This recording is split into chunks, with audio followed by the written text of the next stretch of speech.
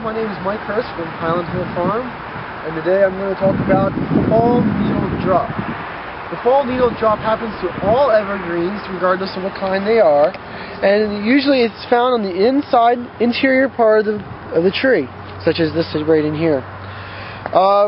Usually, all evergreens lose about 1/3 of their canopy every year. Most people don't see it because it's happening on the inside part of the tree. But regardless whether it's hemlock or a holly, a cypress or an arborvitae, a spruce or any of the pisceae, they all have this fall needle drop. Usually what happens is, like, again, it does fall on the inside, and sometimes when we dig it up out of the ground, they experience abnormally more fall needle drop than what they would do if they weren't in the ground. This is due because of the stress they have when they get dug up out of the ground. Since the roots have been cut when we dig them, there's not as many roots in the ground to support the foliage up top, so that the plant does not get as much water as it normally does. Therefore, the plant has to get rid of certain parts of the tree, and that's usually the interior parts.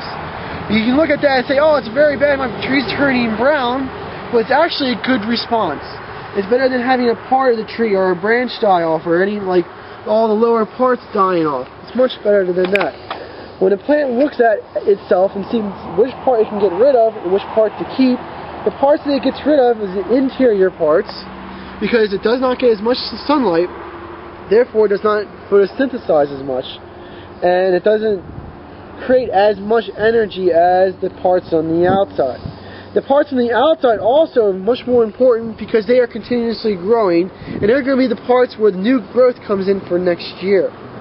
So when you see fall needle drop, it's nothing major.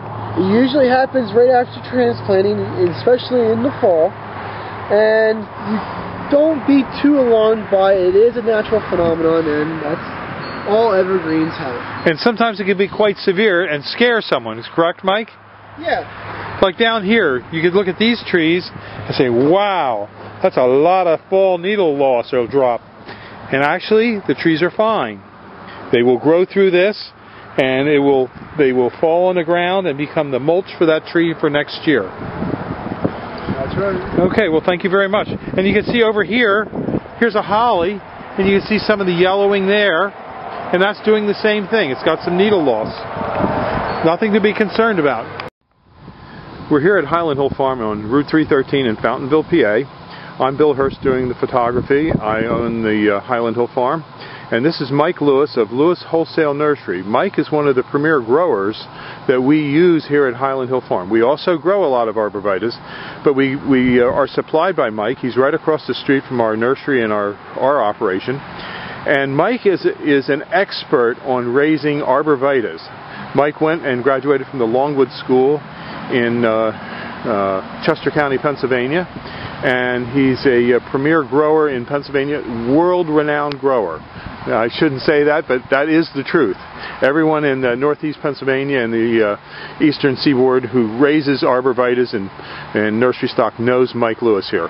So he's well known, and he's going to talk to you today about arborvitae trimming and how to trim them properly. And these are small arborvitaes, a Zebrina, green giant, and an emerald green. Okay, Mike.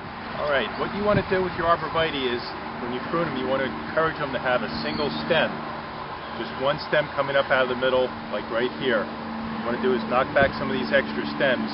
Here in the Northeast, we get a lot of wet, heavy snow, and if you have too many stems, they have a tendency to pull apart. Most of the time, they'll spring back, but sometimes you might get some breakage. So what we like to do is take the head shears and knock these tips back just a little bit, which will encourage a fuller, fatter plant, as well as keeping it up into a single stem.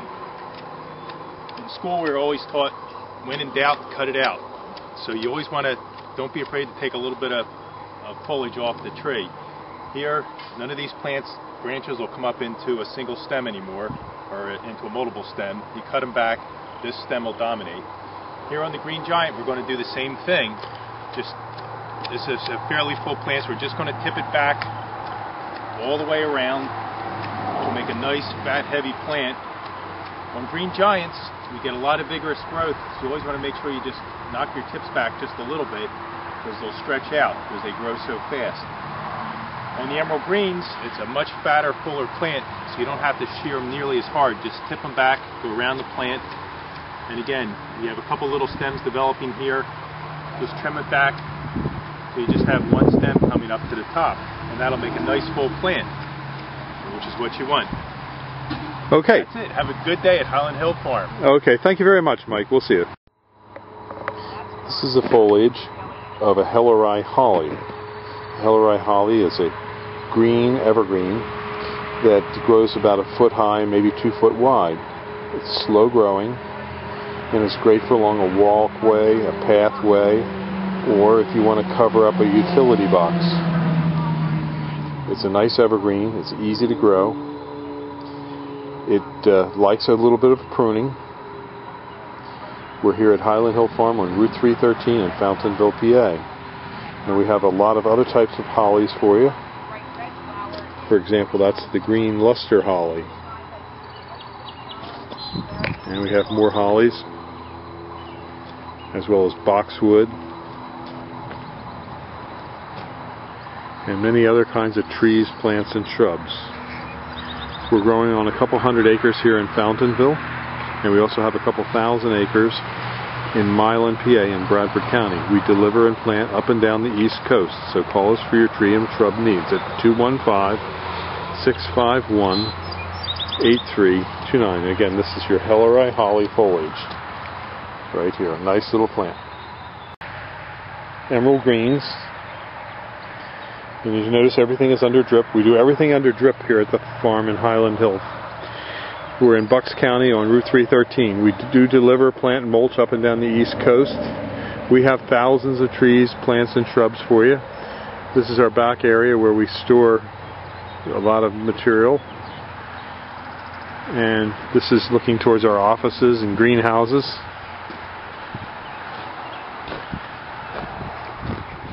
These are Leland cypresses.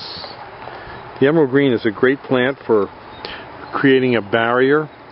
The problem with the emerald green is it is not deer resistant. It'll grow to 10 to 15 feet with this real beautiful emerald green colored foliage. Give us a call at 215-651-8329 for your tree and shrub needs. Thank you. This is Bill Hurst. Or see us at seedlingsareus.com. seedlingsareus.com, and our phone number is 215-651-8329. Thank you.